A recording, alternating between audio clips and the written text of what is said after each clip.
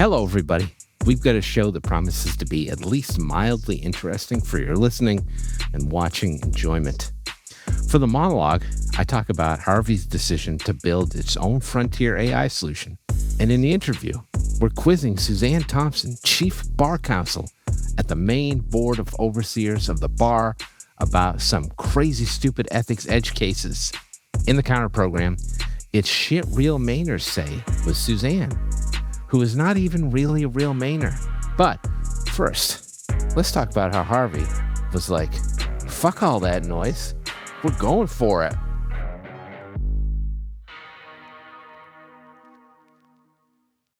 Harvey is an absolutely unhinged 1950 movie that was nominated for Best Picture and is 88% certified fresh on Rotten Tomatoes. Not bad.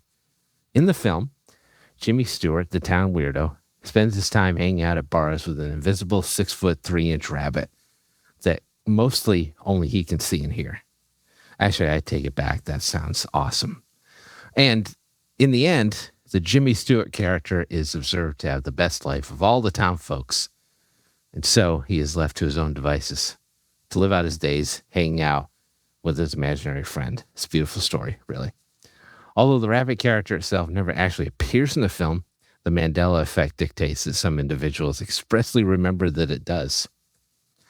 Harvey is also the name of a legal tech company that offers an AI tool set for accessing legal research tasks, analyzing and drafting documents, and building agentic workflows. The company was valued at $11 billion following a $200 million funding round, which brought its total investment number to $1 billion. Remember the quaint days when Clio was the first $1 billion legal tech company? It took them like 15 years to get there. Harvey is effectively a $50K buy-in if you're interested in it for your law firm, and the company has suggested that it has an AAR of over $200 million. So this is definitely big business we're talking about here. The problem with an $11 billion valuation in the legal tech AI space, however, is that you're sort of bound to using everybody else's stuff. LexisNexis and Westlaw have a lot of proprietary legal research data.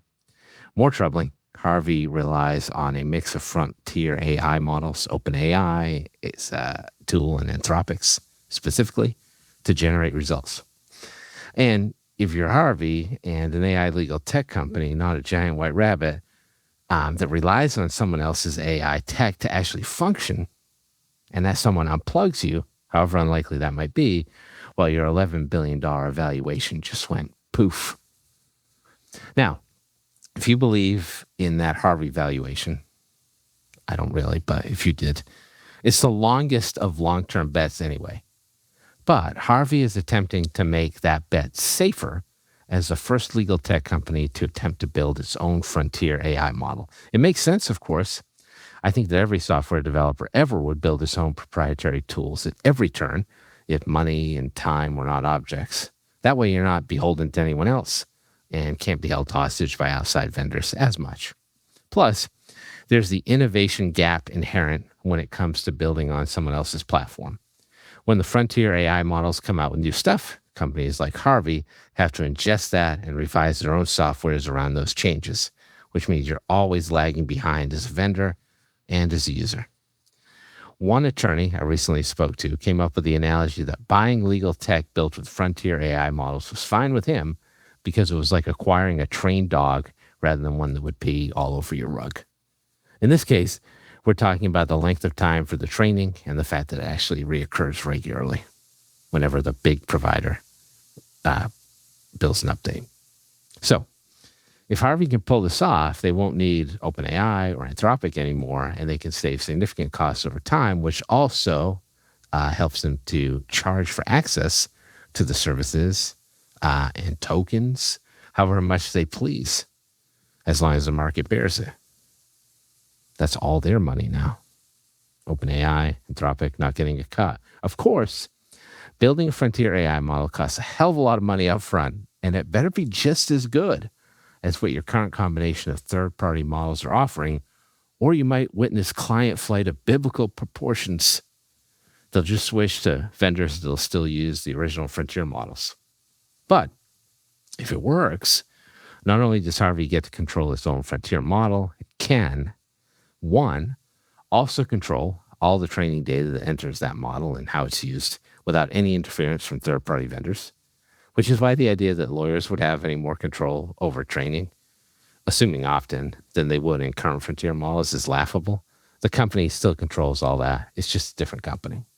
Two, also offer its tool to other legal tech vendors or non-legal tech vendors, for that matter, in the same way that Anthropic and OpenAI lend their resources to Harvey right now. There's a lot of money in this project if it goes right. One of the reasons why no other legal tech company has done this before, besides not having the funding that Harvey does, is because Harvey is effectively betting its whole company on this endeavor. If this doesn't work, this will be a staggering, very public setback. And not working could have a whole host of forms, not just creating a frontier model that pales in comparison to the existing ones it uses. But I could also see a situation in which Anthropic, which has been throwing some of its weight around in legal space recently, acquires a tentpole legal product like a research tool or a case management software and turns it into its own version of Harvey with its frontier model already built. That would be very bad for Harvey if it happens in the near term. But Harvey can't stop that anyway. It can just rage against the dying of the light, which it's sort of doing. Maybe Harvey doesn't have a choice. They probably don't. But you certainly do. It makes good sense for attorneys to keep a weather eye toward all these fast-paced changes reflecting artificial intelligence in practice in order to become or remain a studied consumer of the most important technology perhaps ever developed. Maybe you don't need to speak to it in public, but it makes sense to keep track of the movements of this white rabbit. And if you really want to go down a rabbit hole, stay tuned.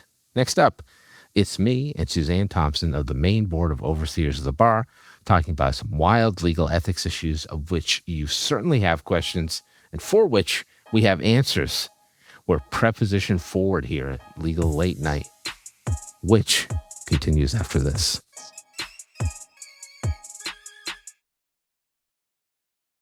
Well, I've effectively run out of things to say, which is awkward because this is a podcast. So I'm going to plan my summer vacation in Maine. It's vacation land, everyone. That's real. It's on the license plates. All right, maybe I'll do that later. But I do have some good news. I've got a guest today who's a real Mainer, in my opinion. That is Suzanne Thompson, the Chief Bar Counsel at the Maine Board of Overseers of the Bar. Suzanne, welcome to the show. How are you? I'm good, thanks. I have a couple questions. I've always wondered this. Maine Board of Overseers at the Bar, of the Bar. Are you paid by the preposition? Why couldn't we just go with Maine Board of Bar Overseers like everyone else in America?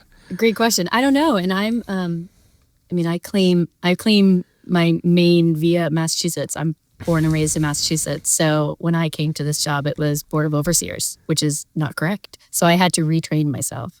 Yeah, it's the whole thing. Okay. So you, I believe, have just been promoted to Chief Bar Counsel. Is that correct? Yeah, in April. Congratulations. Thank you. How's it going so far? Good. It's busy. Keeping those attorneys in line? Trying. I suppose we should start with what is a Board of Bar Overseers and what do you do? I would assume most people know, but it might be called different things in other states. Yeah. So the legal practice is self-regulating. And what the Board of Overseers in Maine, I suppose I should back up. Every state is different. The function of a disciplinary regulatory agency in each state is different. Some fall under the court, some are independent. It kind of runs the gamut. In Maine, the Board of Overseers does a number of things. We take care of CLE and CLE compliance. We take care of registration. There's a component of our office that does fee arbitration when there are fee disputes. Our office actually manages guardian ad litem complaints, as well as the Judicial Conduct Committee falls under our office. So we do a really wide range of things in this office. We're small but mighty. And then Bar Counsel's department or office, which is what I am head of, we handle disciplinary complaints, grievance investigations primarily, but we also do CLE and education. And obviously, we do the low map with you. So we do that program on a recurring basis. So one of the things, always a delight. Yeah, it's always fun. And that's, I think, a real big component of when you're talking about attorney discipline and regulation is being proactive and providing people with the resources so that, they're not getting into trouble. It's preventative. So I think that's another thing we're looking at. Yeah. Yeah. I think that, I think part of the movement, and obviously like every state has something like this. Mm-hmm. Sometimes it's called something different. Sometimes it has different functions. Sometimes it's part of the bar. But this is like a component everywhere. Now, I think there's been a trend, right, to be more proactive about reaching out to attorneys before they get in trouble rather than waiting for that to happen and then kind of like penalizing them. Is that fair to say? Or I don't know if it's, I can only speak to what we try to do in Maine. Okay. Well, let's talk about that. What are you doing? I think there's definitely a recognition and awareness, across most bars jurisdictionally that legal practice is a high burnout practice. It's a high risk practice, really. It comes with a lot of, increases in substance use, increases in depression, things of that nature. So most states have... Statistically true if people don't know about that. There are a number of statistics out there about that. Right. And I'm not a MAP or a LAP director, so that's not my kind of realm. And we have a wonderful MAP program in Maine. So the Maine Assistance Program for Judges and Lawyers. Most jurisdictions have something like that. Sometimes they're called LAP programs. Yeah. Like psychological support for lawyers, counseling, that kind of thing. Yeah. So I think there's a shift to recognizing the inherent stressors that our profession puts on us. On the flip side of it, my job is a little bit different because I have to make sure my primary role is making sure that the public is safe. So it's, ensuring that we have a healthy bar is part of that, right? Kind of those go part and parcel. But at the end of the day, my job is public protection and making sure that, attorneys are complying with the rules so that their clients are served and the public is protected. So, we certainly are attuned to the fact that, attorneys have these pressures and we try to, when we can, offer things like alternative to discipline contracts, which provides an alternative way for attorneys to get some support. I think that the thing that we're always balancing in doing that is the risk and the harm, right? So there are certainly some situations where the harm is too extensive to allow us to do that. And our rule actually kind of outlines what factors we need to consider if we're going that route. Right. And part of this is the money piece of it, because attorneys have to safeguard the client's property. In certain cases, they have to follow IOLTA rules, and you guys manage that too. Right, oversight on that. So we don't manage the IOLTA funds. So what happens in Maine is the interest from the IOLTA funds goes to the Maine Justice Foundation, but we do enforce the bar rules as it pertains to if somebody is not doing it correctly or they bounce a check out of their IOLTA. So we do that. So the bar rules have a rule that kind of outlines what are appropriate IOLTA funds in Maine, what institutions you can use, and then the rules of professional conduct have it's Rule 1.15 that talks about how you have to safeguard funds. And then if there is an insufficient fund notice, we get notice of that, and that's something that we do investigate when they come into our office. This might be a good time to shout out Aria, who runs the Maine Board of Overseers. She's of our the bar executive director. program. Yeah. If you haven't met her, she is absolutely incredible. She's fortunate. Yes, she's really fun. Okay. So fortunate. I mean, I think ethics attorneys get a bad name, but Aria's fun. And so are you. I don't know. I think Ari's probably more fun than me, but she's been doing this for a long time. And really, I don't know of anyone else who's better suited to run our office. Yeah, super involved. She knows in the everyone. She's on invested in basis. everyone. Yeah, she's great. But let's talk about you, Suzanne. I always ask people this because I find it interesting. I don't think anybody is in kindergarten and being like, damn, I would love to be a lawyer. How did you decide this is it? I want this to be my job. Lawyer in general? Yeah. I mean, I think it's little steps along the way from college on through, right? I went to school at a small liberal arts college, and I actually studied political science. And Which one? Can you tell me which one? Yeah, sure. St. Mike's. Oh, St. Mike's. Yeah. Hell yeah. All right, go ahead. I studied political science, and I had a dual major in political science and English literature, which I feel like is not uncommon for lawyers, right? That tracks.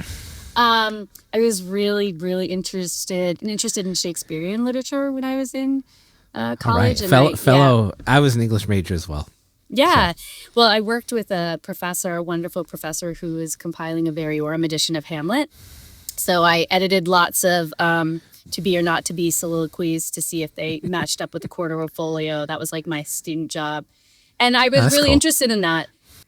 But like looking ahead, the idea of getting like a PhD in teaching wasn't really my jam. My sister has a PhD. She's an Egyptologist. I saw her do that whole thing. Oh, that's cool. Yeah, she's very cool. So I saw her do that whole thing, and I was kind of like, that's not the path I want to take. So I took a few years off after college, and I worked at Harvard, actually. I did project management training at Harvard, and it was, all right, we're going to either look at a business degree or we're going to look at a law degree. And I went back actually to St. Mike's and my professors, and I talked to them. I still had great relationships with them. And one of my advisors, because I had two advisors for my dual major, suggested I try law school. And I had done an internship my senior year, I think, at the Vermont Children's Forum, and done a lot of policy litigation work, which I really like. So I figured, all right, I'll go to law school, and I'm going to do policy work and litigation. I'm not going to not litigation. I'm going to do policy work and advocacy, not going to do litigation. Like, that is not my bag. I do not want to do that. I feel like all of this tracks for a lot of attorneys, right? Yes. And then I had a clerkship my first summer at the Probate and Family Court in Massachusetts, and just absolutely loved it. I loved everything about the practice area. I loved being in the courts. I loved watching the litigation. So my first year of law school, going into my second, I kind of was like, you know what, this is the area I want to be in. And I tracked. I went to Suffolk, like you.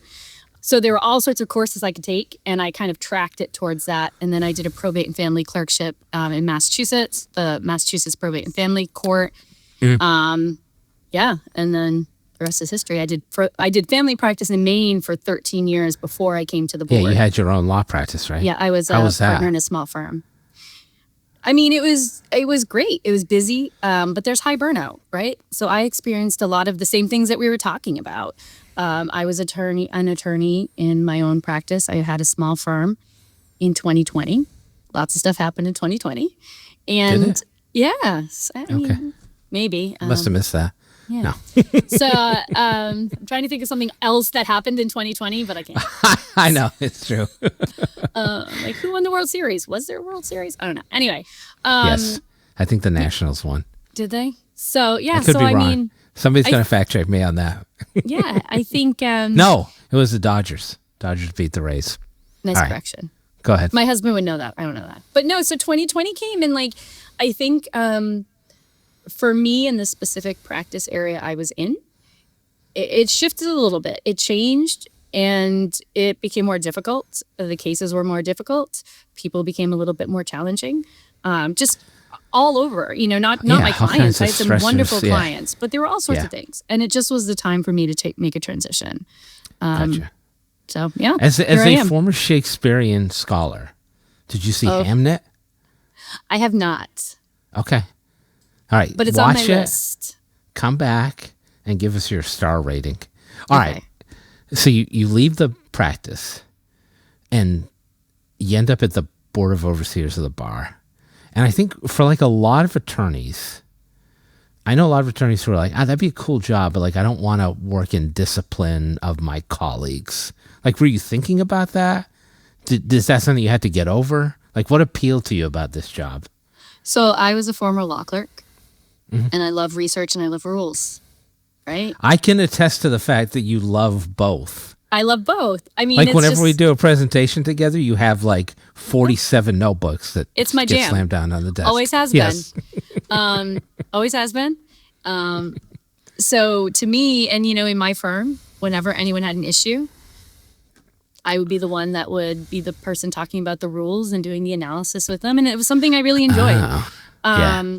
And also, frankly, I knew the people who worked at the board.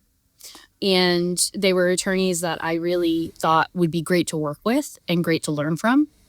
So that was also a draw. I feel like, my kids play sports pretty competitively. And we always say, one thing we always say to them is, listen, like playing with really good people makes you better, right? Like I think the same thing is true in work. Like working with people who are really skilled and invested, it makes you better. So that was a huge draw. And it was, a natural time to shift. I had younger kids who were kind of approaching teen years, and it provided a level of stability, hours, and all of that mattered too. So it was a really good shift. Okay. So you and I do ethics presentations from time to time. And I like to let's ask some freaky ethics questions that no one wants to talk about. I will I will tell you, like, I have a hard time getting ethics presenters to do stuff with me because I don't want to do like cookie cutters. Like I can read the rules. That's easy. But what about like the thorny issues? So can we do some thorny issues? We can try. Do you want to give a disclaimer before we start? I mean, I'm here as myself, right? So I'm not here representing the board or the position of the board. I am here as myself. And if I can't answer something, I won't answer it. Great. Okay. That'll make for terrible podcasting, but you just tell me so we can edit it out. Let's start with this. Maine, the state of Maine, formerly part of Massachusetts, if people are not aware, like look that up. Irrevocable retainers, I believe, are allowed in Maine. Non-refundable retainers. Non-refundable. Yes. All right. That seems nuts to me. Can you tell the people what that is and why it's allowed in Maine? Sure. So Maine is kind of in the minority on this. And what a non-refundable retainer is essentially you're paying. It's called all sorts of different things. There's an ABA opinion that kind of delves into this a little bit more. But you're basically paying an attorney and you're saying that, that money is the attorney's upon receipt and it can't be refunded regardless. And in most states, you have to give it back based on the amount of work you've done, right? Right. That's why saying it's a retainer is a little bit of a misnomer because, when you have a flat fee, they're flat fees. Flat fee, non-refundable retainer, they have to comply with the rules. Right. So we have specific rule requirements that have to be met if you're engaging in that type of fee arrangement. But if that's what happens and you comply with the rules, it's under 1.8, you comply with the rules, essentially you get that money and that is your money. So that's why I say it's kind of a misnomer to call it a retainer because it's expected that it's going to go into your operating account, not your client trust account. Right. And I think what gets people a little bit up in arms is there's an idea that, all right, I could take that retainer and 2 weeks could go by and my client could decide that this is not a good fit and they want to fire me. Right. And I can say, that's great. I keep your money. It's not that simple. Okay. Go, please, proceed. Okay, proceed. It's not that simple. Well, Suzanne, why is it not that simple? It's a cliffhanger. It's not that simple because your fee still has to be reasonable. So 1.5 still applies, right? So your fee still has to be reasonable, even if it's non-refundable. So typically what we say to people is, you take a non-refundable fee, but you still track your time. And you still have to explain, if you got $10,000 for criminal representation and 2 weeks later, your client says, no, peace out, I want to hire someone else. You still have to explain why it's reasonable for you to keep that $10,000. Like there's still that reasonable requirement to it. Okay. So I think people are like, this is nuts. Why would you do this? But you have to look at kind of both the fact that there are specific rule requirements that have to be complied with and the fact that at the end of the day, like any other fee, it has to be reasonable. And I forget, is Maine the only state that has this? It's like a small number, right? No, it's a minority. I couldn't tell you what other states have it. There was an ABA opinion on fees that issued in I want to say it was 2022 or 2023. It's actually, if anyone's interested in this, and I feel like it's probably a very small subset of human beings. Well, if they are, they'll probably be listening to this podcast. It's a really good ABA opinion, and it talks about the titles, what these are called, what these type of payment arrangements are called in different places and what is, or, like I just said, we call it a non-refundable fee or non-refundable retainer, but that's not really what it is.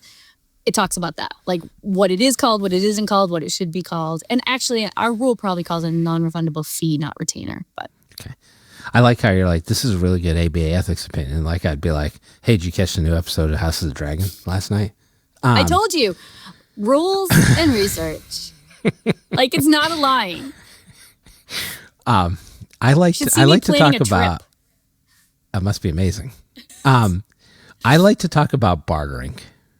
So I like to, when we do these programs together, I like to be like, can I trade legal services for a goat? Because that's what I wish it was like. But I don't think that's actually happening regularly. Or is it in Maine? Well, I mean, I'm sure that someone has traded livestock for legal services. I mean, definitely, I don't especially think back in the day. Right. Or even like, I mean, God, you know how many people have farm shares here, right? That's true. You buy a whole cow. Anyway. But I'm thinking more along the lines of like, what I see from time to time is like, hey, I'll write this contract for you. You build me a website. Or, set up my email and I'll review this thing for you. Yeah, I mean, I think you have to be careful that you're not engaging in business with a client. So that's one thing you want to make sure you're not doing, because that's, there are specific, again, we're back into all the weird stuff I feel like is in 1.8. But, And 1.8 is what? What's the title of that rule? Do you know that? I think it's like conflicts of interest, like right. special, Yeah. Yes. I think you're right.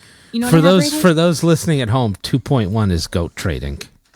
1.8 is conflict of interest, specific rules, current client's specific rules. And that's what talks about, you can't... Look at, you had the book ready. I can hear the pages. It's always on my desk, Jared. Someone made fun of me a few years ago. I was traveling for a CLE, and someone I was traveling with, I was in a session, and someone asked about our rules, and I reached into my bag and I pulled out a book, and someone's like, you brought a book? Like, you have a phone and you brought your book like on the plane? Yeah, I brought my book. That's great. Yeah, so you can barter. You can barter. The question is like, how do you do it effectively? Yeah, and I think in Maine, or ethically. Obviously you have to like mind the rules as it pertains to engaging in business with the client, right? Like, and the rules go through all of that, and you can't have an interest in like the subject matter of litigation, all that stuff. And if you're engaging in business with a client, you have to go through all the rules, and it tells you, it has to be in writing, and they have to be advised of the opportunity to seek counsel, all these rules. So I think the number one thing, like, let's say you're in a place where it's fine for you to engage in that bartering, you've gone through the business with the client. I think the number one area I've seen people get in trouble with is not defining the value of what they're bartering for, right? That's the number one problem. So you have to be able to, because it all goes back to reasonableness, right? You have to be able to say, it usually would take me, it usually costs about $2,000 for me to do that contract work you want me to do. The goat is worth $2,000. Like, great, even swap, right? I don't know how much goats cost. Actually, I feel like they're not less than that. Less than that. The $2,000 goat. So you're valuing the input, basically. Yeah, is the idea. You're valuing. Okay. I mean, because when someone comes back at the end of the day, like if this goes south and it ends up on my door, I have to be able to look at whether it was reasonable, which requires valuation. Let's move from goats to like the furthest possible extreme from goats. You're going to ask me about robots? Which I think is artificial intelligence. No, I'm not going to ask you about robots yet. Can we start with like marketing? So AI, everybody wants to use it because it's cheap. Virtual reception, chatbots. What do you tell people when they ask you about that from an ethics standpoint? Because I think there's a lot of fear there. Yeah. So, I will say I have not had you and I talk about this, I feel like a lot.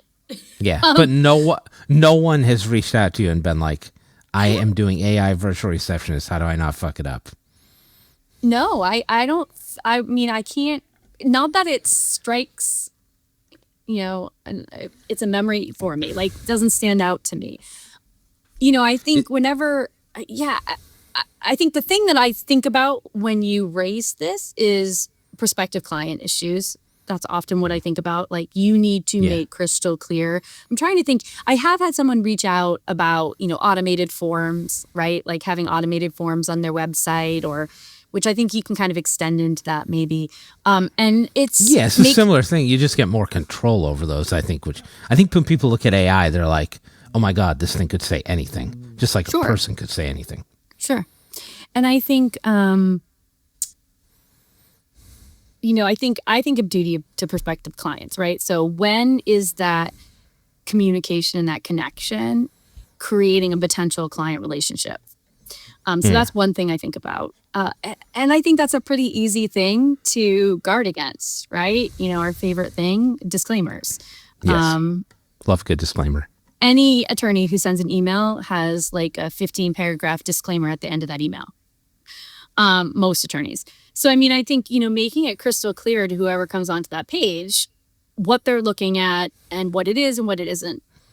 The other thing I worry about a little bit is supervision. Making sure that the information that's being provided, what it is. And that gets to your point of, you lose that control aspect, right? But knowing what information is being provided and being able to kind of monitor that and how you're going to have eyes on that. Because, you want to make sure that an agent that you are using isn't providing inaccurate information. Right. So that's a training thing. That's an oversight thing. Okay, so I'm glad you brought this up. Now we can talk about robots. Yeah, always. So the big question for me is like, you got AI now, and traditionally when you vet a software, you're vetting the software to use and deploy, but then you don't have to like oversee it like you would a human employee, but AI is more like that. So is there is the supervision rule, does that extend to AI? Do you have responsibilities in terms of AI beyond just the vetting of the tool? Like, to me, this is kind of unresolved at this point. I don't know if you have thoughts I would argue whatever technology you employ in your office, you have an ongoing duty to vet it.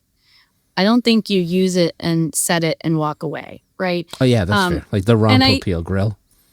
I think it depends on what that is. But like, if you're using cloud-based software, which everyone is using now, and those terms change, and your data isn't going to be maintained in the same way with the same security protocol, like that's on you to make sure that that's being complied with. So I think, that's kind of similar.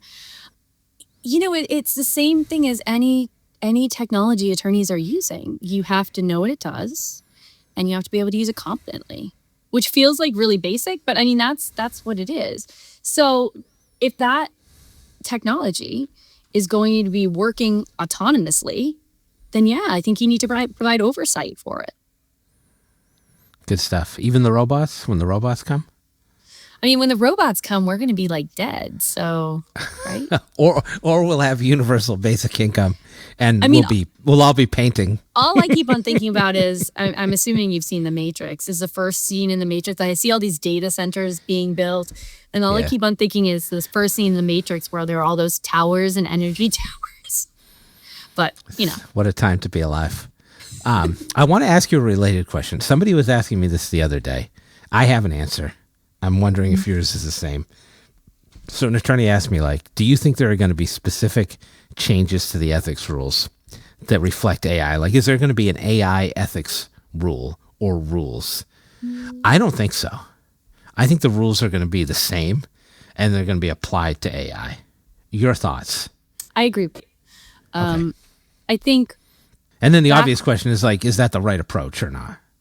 Yeah, I think this was a question that everyone was asking back when Matta v. Avianca came out in, what was that, 2023 or 2022? Yeah, the first big hallucination case. Yeah, I think that was a big question, and I'm pretty sure you and I talked about it then. Like, and I thought about it, and I read a lot about it, and I did a lot of research, and I looked at a lot of rules, and looked at your books. Of course, there's a binder on my shelf over there with all my AI research. Of course, there but. I like how you're like Belle from Beauty and the Beast. There's no substitute for reading. Such a fun mom.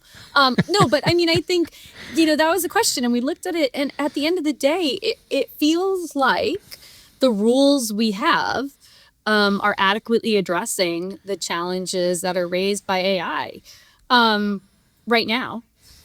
that doesn't mean that things might not be amended, right? So like specifically comments, I can certainly see additional comments being added. Yes, definitely. Yeah. The Maine bar rule, competence rule 1, doesn't have the ABA language about maintaining technical competence. It doesn't actually have that in our rule, but the footnotes, or the comments rather, infer that. And then we have Professional Ethics Commission's guidance on cloud computing that specifically articulates that. So like with any other area of law, I think you're going to find that the rules work well as they are, and that where you need to supplement, it's going to be done in other ways. It's going to be done in case law. It's going to be done in professional ethics opinions. It's going to be done in footnotes, things like that. I could be wrong. I think you're right. Last question for you. I think most people, when they run into an ethics issue, blow a statute of limitations or something less than that, they're like, damn, my legal career is over. I'm totally fucked. But like, there's this concept of remediation, which I think is kind of undercovered. So do you want to talk a little bit about that and how that works? Yeah. I mean, because a lot of attorneys that call me, I think when they have an ethics issue, their first thing is like, how do I hide this? Yeah. And I'm like, no, don't. That's the worst idea.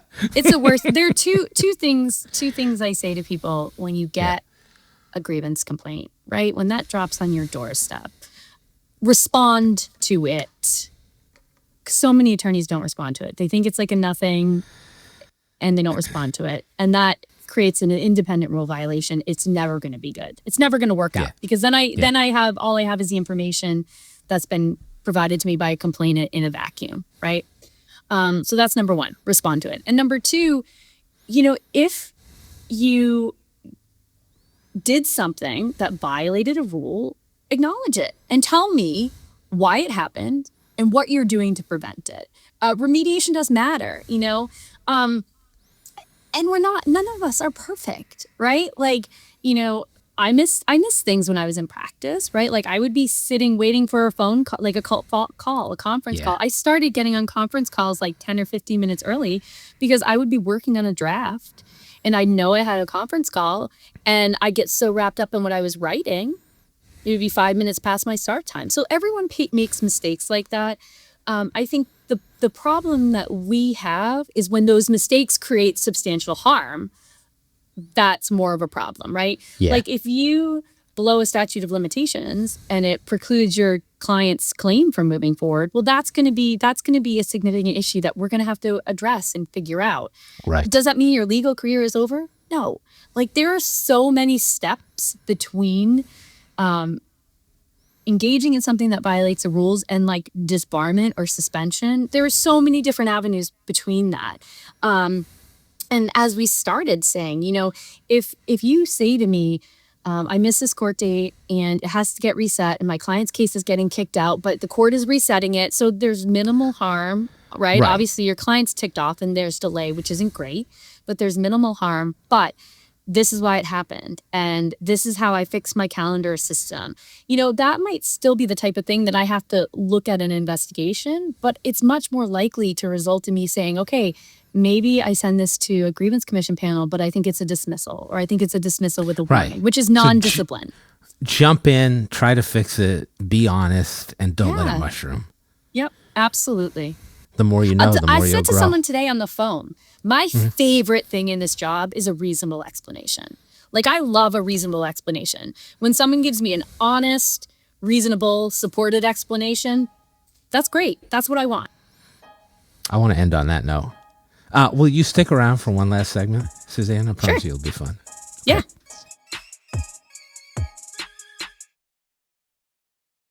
Welcome back, everybody. It's the Counter Program. It's a podcast within a podcast. This is a conversational space where we can address usually unrelated topics that I want to explore at a greater depth with my guests. Expect no rhyme and very little reason. Suzanne, welcome back. Hi. I know you're not from Maine, but I'm going to make you my duly authorized representative for the whole state because I'm bringing back one of my favorite recurring segments for you in which we analyze and interrogate local dialect and phrasing. That's right. It's shit real Mainers say. which hopefully you picked up over the course of your time in Maine. During this segment, I will provide you with some common words and phrases a real Mainer would say, and I'm going to ask you to explain in some detail to the audience or provide some local color. And I will tell you, like as somebody who's Maine adjacent and who a long time ago had a Maine Seacoast accent before I lost it, I know some of these terms. So, are you ready? I'm right. I grew up outside Worcester. Can you tell? No, not at all. Yeah, not at all. Impressive. We've cleaned ourselves up. Okay. Main term number 1. Stove up, which means you are heavily battered, smashed, physically ruined, or utterly broken. Often used to describe vehicles or even the human body. Let me give the people at home a descriptive sentence, and then feel free to jump in. My back is all stove up from shoveling out last night. I've never heard that one.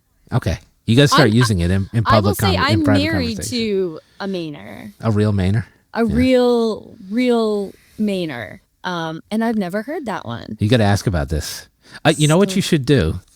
You should be like, man, it's a hard day at work today. I'm all stove up from carrying my ethics That's books what I'm going to around. do. He's going to be so impressed. All right, report back, please. I will, absolutely. Just a side fact here.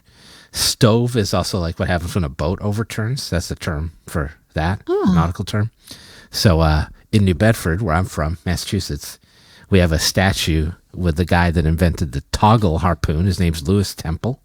And there's a phrase under the statue that says, a dead whale or a stove boat, which means you kill the whale or your boat overturns and you die. I just wanted to throw some uplifting stuff in here. Yeah. Call back to New Bedford. I'm always, yes, thank you. I say it that way too. My husband was his first job out of college. He was a sports reporter and then editor for the Taunton Daily Gazette. Taunton Tigers. Oh, yeah. So that the was his Taunton stomping Tigers. ground. The Taunton Tigers. Yeah. That was his stomping ground. Hopefully some Taunton High School grads are listening. All right, I'm going to try one. I'm not going to do the definition because I think you might know this one and you can feel free to explain it. A-up or aya as a way to begin a sentence. All right, totally wrong. Did I say it wrong? Yeah, like my that? husband says that one. Yeah. Really? Yeah, my husband has a shirt that says, however, an A''U. I don't even know how it is, but yeah. I'm not saying it even correctly. Like people who are listening to this will realize that I'm like a Massachusetts girl trying to say it. If Nate we should was have on had here, your husband on for the segment. Yeah, I can't do it right. It's like a. But this is the thing. Like what it is it like starts yes, the sentence, right? Yeah. Or yes. like yep, or like yep, bub. Yeah.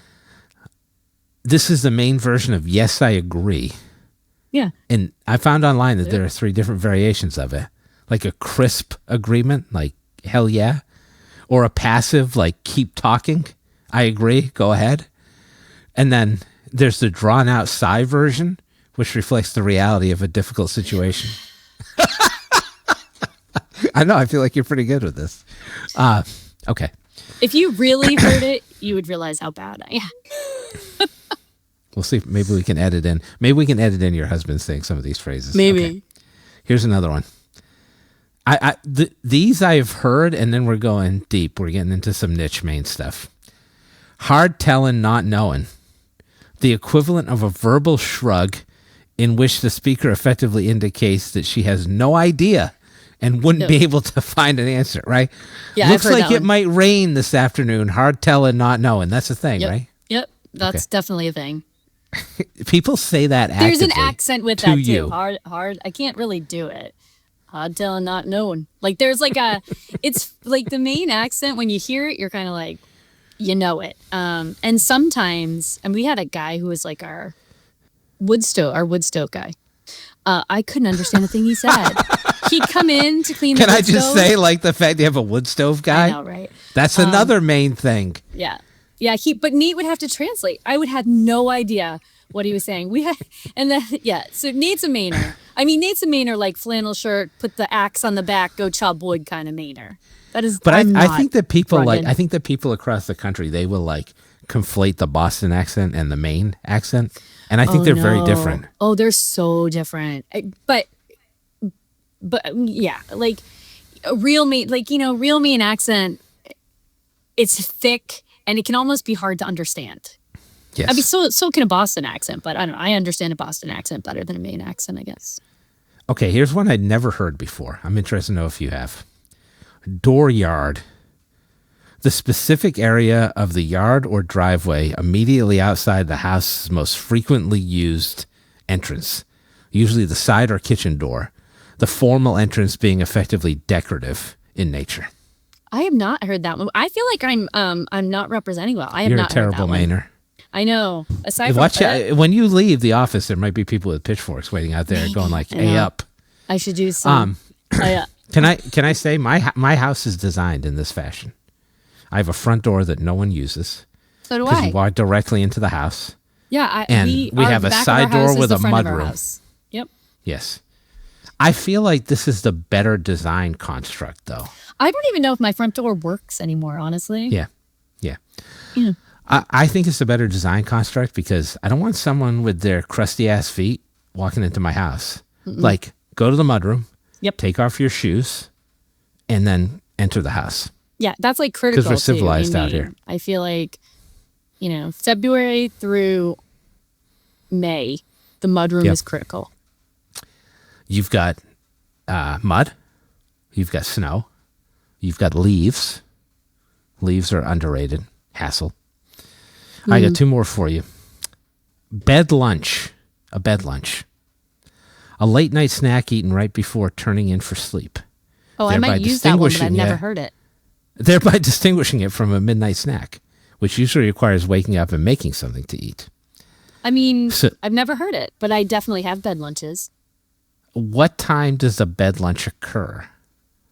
I mean, I suppose it depends on when you go to bed, right? An hour before bed? 2 hours before bed? I mean, I think it happens in bed. And what do you eat? What does a bed lunch consist of? Cheese and crackers. I was gonna sure. we don't have this in Massachusetts, but I was thinking cheese and crackers would be the way to go. It's like a little charcuterie right before dead. That is not. You're throwing on like some meat on there too? Yeah, like for real? Little prosciutto. Crumbs in the bed, not a problem. I'll eat on my husband's side. Oh, that's really smart. Okay, that's where the plate is. My last term, I believe, describes you from away. Do you want to tell people what that is? Means you're not from Maine. As proven by my responses. Yeah, you know what's crazy about being from away, though? If you are not born in Maine, you are from away. So, like, my in-laws have lived in Maine 50 years. They are from away. It does not matter. Because they moved there when they were adults. Yep, they are. I would argue, even if you're a kid, like if you were not born in Maine, if you came from another place and landed in Maine, you are from away. It's a good way to keep the posers out, I guess. Yeah, you can never not be from away. I will always be from away. Like you can't recover from that. You gotta and be I'm born pretty in the sure that state. my answers to this quiz did not help me in my from away status. Yeah, you're never gonna live this down ever. I found a phrase online which I thought was interesting. People explain this by saying, if a cat has kittens in the oven, you don't call them biscuits. Which is an interesting way to phrase it. So you got to be born in Maine. Mm-hmm. Any other Maine-related items that you would like to address before we finish up? I mean, anything I missed? Yeah, I don't think so. I'm trying to think. I got them all. We love our lakes. Yes. Lobster. We love Maine Maple Sunday is a big deal every year. What is that? I mean, I will say I live with 4 Mainers. None of them like lobster. Really? What's a Maple Sunday? What is that? It's in March. It's so like there's a time in March. I think it's like the second or third weekend in March. Someone can correct me. But it's like when the seasons kind of shift and all of a sudden the maple syrup starts running because the climate changes and all of the maple houses around Maine open up and you can go do tours and they have like apple cider donuts and tastings and activities, kids activities. Yeah, it's fun. I'm open to it. I'm also skeptical because of how much Mainers don't like outsiders, so I'm afraid it might be a purge. No, it's definitely like a tourist thing. Okay. I mean, I think the cool thing about Maine in the summer, I was sitting in a soccer game last night and someone was, another parent was like, are you going anywhere this summer? And someone's like, no, like this is the only, like, why would anyone leave Maine in summer? Yeah. Like they Mainers were like, feel that are way. you from away or something? Like, what's your problem? Yeah, pretty much. And my daughter and I were just out shopping, I guess on Saturday or Sunday. And we're like, oh, that looks like a craft fair. Let's check it out. And we walked into this, what we thought was a craft fair. And it ended up being Oyster Festival. There were 40 booths with oysters from like a 20-mile radius. And it was like, only in Maine can you like just walk randomly into the middle of Oyster Festival. And like all of this stuff is from, my town 15 minutes away. And we just got plates and we just ate bunches of oysters. It was cool. So like Maine in the summer, it's definitely the place to be. I would say New England in the summer is kind of amazing, except for Connecticut, because Connecticut's not really New England, and Connecticut I always sucks. kind of forget about Connecticut. I hate Connecticut. No diss to Connecticut. I just have never spent a lot of time in Connecticut. I hate Connecticut. With good I never reason. spent time in Connecticut. Like I was Massachusetts, Rhode Island. I spent a ton of time in Rhode Island, Massachusetts, That's good. Maine. Yeah. Now that I've assessed my very degrees of love or hate for all the New England states, Vermont, you're cool too. Oh, Vermont and is New very Hampshire. cool. I think we can wrap this up. Suzanne, Yeah. thanks for coming on today. No problem. Thanks for having me.